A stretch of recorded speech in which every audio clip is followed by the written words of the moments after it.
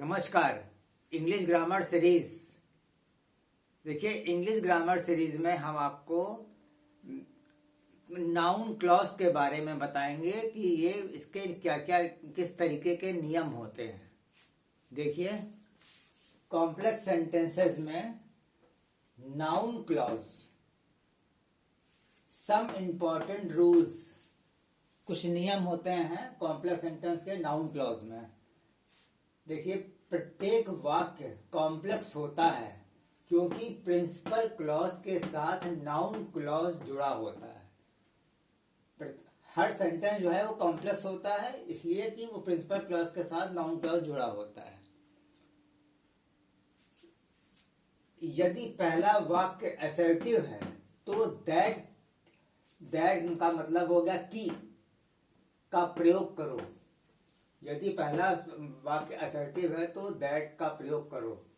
जैसे उदाहरण देखिए, हर व्यक्ति जानता है कि मोहन एक खराब लड़का है। तो यहां पर की आ गया है, मोहन जानता है कि।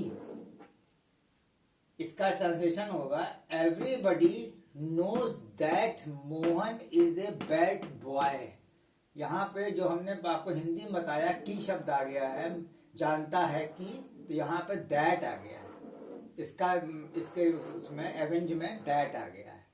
इसी तरीके से क्या तुम जानते हो कि पृथ्वी भी एक ग्रह है। इसका इंग्लिश ट्रांसलेशन हो गया do you people know that earth is also a planet. यहाँ पे जब हमने हिंदी में बताया क्या तुम लोग जानते हो कि आ गया है, तो इसका जो है इंग्लिश में आ जाएगा दैट बीच में सेंटेंस के। तो कहने का मतलब है कि ये किसी भी सेंटेंस में जब ये पहला वाक्य असर्टिव होता है तो दैट और की का प्रयोग होता है। इस तरीके से हमने आपको बताया कि कॉम्प्लेक्स सेंटेंस में नाउन क्लॉज के कुछ विशेष नियम होते हैं। उससे कुछ उदाहरण देकर के आपको बताया, अवगत कराया। Okay, thank you.